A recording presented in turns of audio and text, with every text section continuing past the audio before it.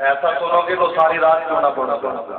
نعرے بہت لگیں گے اور محفل میں نعرہ ہونا بھی چاہیے، نعرہ جہاں ڈالتا ہے، لیکن اس وقت اس نعرے نے حامد علی سعیدی کی زندگی کے 4 دن بڑھا. کیا کہنے، بس یہ بولنے والے چہرے اچھے اچھے ہیں. یقینا نقش بندی ہونا کوئی بڑی بات نہیں، میرے کاغذات کا نقش بندیوں والا ذوق رکھنا بڑی بات. ذرا کٹ بچے کا وہ سوائے بڑی شریف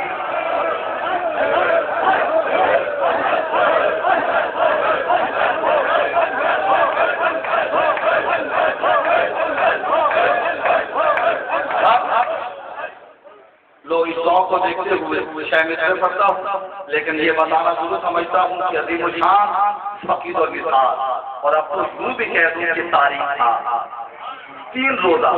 میں سمجھتا ہوں کہ صرف ترکی نہیں بلکہ عالمی سطح پر یہ عرص خواجگان حضرت قیوم پنجم، خواجہ خواجگان تاجدار مدی شریف حضرت خواجہ صوفی محمد معصوم نقشبندی مجددی رحمت اللہ علیہ، اور ان کے ساتھ ساتھ ان کے مرشد، ان کے مرید خاص، اور ایسے مرید کہ جن کے لیے میں کہہ دوں وارث مسلک سیدنا صدیق اکبر پروردگار نگاہ ناز و معصوم، میری مراد حضرت خواجگان، خواجہ خواجگان صوفی باصفا حضرت خواجہ صوفی محمد اسلام خان صاحب لودھی نقشبندی مجددی معصومی رحمت اللہ علیہ کا عرص مبارک اور صدارت فرما رہے ہیں. ہم سب کی جانی پہچانی عالم اسلام کی نہایت علمی، روحانی اور مذہبی نوجوان شخصیت، نوجوان قیادت حضور قبلہ صاحبزادہ والا شاہ صاحبزادہ صوفی محمد جمیل خان صاحب لودھی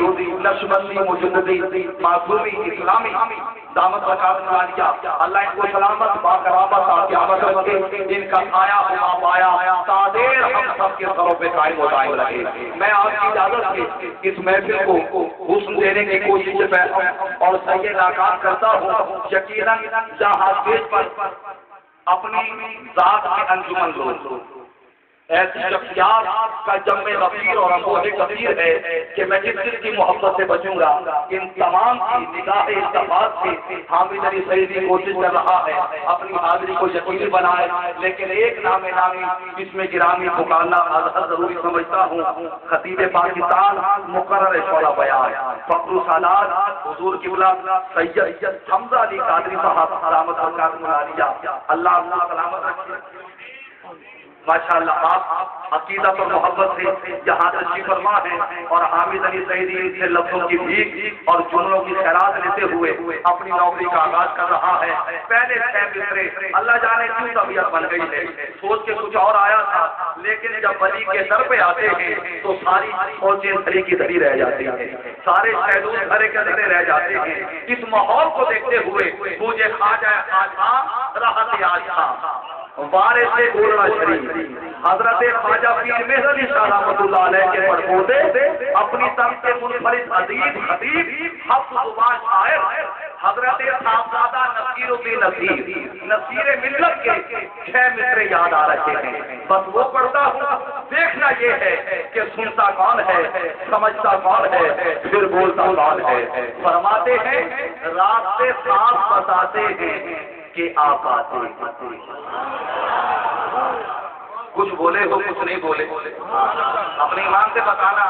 جو لوگ نہیں بولے ہو سمجھ نہیں آئی یا مہنگائی کی وجہ سے نہیں بولے، ذرا کہہ دو سبحان اللہ.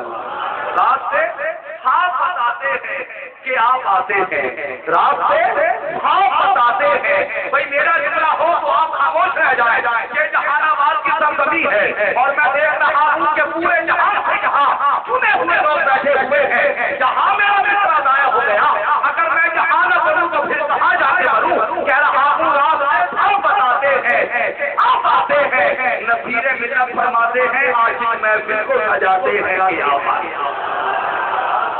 بتاتے ہیں راستے آپ بتاتے ہیں کہ آپ آتے ہیں، عاشق محفل کو سجاتے ہیں۔ اور قبلہ حمزہ صاحب یہ مصرے میرے نہیں، یہ مصرے اس سخی کے ہیں کہ جو وہ نصیر جو اپنی ذات میں ناصر تھا، وہ نصیر کہ جو دور حاضر کا امیر خسرو تھا، وہ نصیر جو ثانیے علامہ اقبال تھا، وہ نصیر کہ جو وارث علوم میرے علی تصویر بابودی فرماتے ہیں، راستے صاحب بتاتے ہیں کہ آپ آتے ہیں، عاشق محفل کو سجاتے ہیں کہ آپ آتے ہیں، اور فرماتے ہیں ان کی آمد کے پیامی ہیں صبا کے چونک۔ بولتے صحیح نہ یار، بولتے صحیح، کیا چھٹ سبحان اللہ۔ ان کی آمد کے پیامی ہیں، ان کی آمد کے پیامی ہیں، ان کی آمد کے پیامی ہیں۔ جو میرے قریب بیٹھے ہیں نا ان کو زیادہ بولنا ہوگا، یہ بات یہ ہے کیونکہ جو بولے گا وہ مجھ سے قریب ہو جائے گا، اور جو مجھ سے قریب ہو جائے گا وہ حضرت سے قریب ہو جائے گا، کیونکہ میں ان کے بڑے قریب ہوں، اور جو ان کے قریب ہو جائے گا وہ قریب کیا وہ حبیب ہو جائے گا۔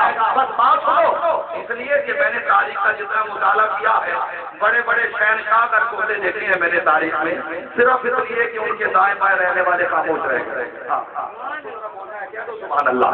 آپ بتاتے ہیں کہ آپ آتے ہیں، عاشق محفل کو سجاتے ہیں کہ آپ آتے ہیں، ان کی آمد کے پیامی ہے صبا کے جھونکے، پھول شاخوں کو ہلاتے ہیں کہ آپ آتے ہیں، پھول شاخوں کو ہلاتے ہیں کہ آپ آتے ہیں۔